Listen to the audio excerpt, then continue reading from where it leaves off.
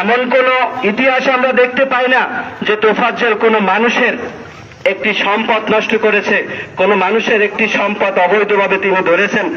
তার সর্বোচ্চ চাহিদা ছিল 50 টাকা, 20 টাকা, একজনের কাছে চাইতো, কিছু খাইতো।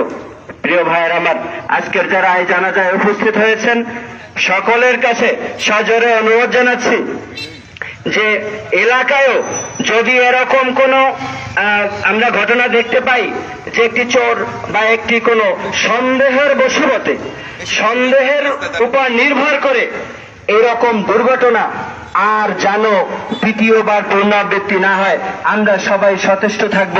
প্রিয় উপস্থিতি, আমরা কি এই তোফাজ্জল হত্যার বিচার চাই? কে কে চাই? তো আমরা যদি তোফাজ্জল হত্যার বিচার চাই, আমরা যদি বিচার চেয়েই থাকি, তাহলে আমি আপনাদেরকে জোর অনুরোধ জানাবো যে এই জানাজা শেষে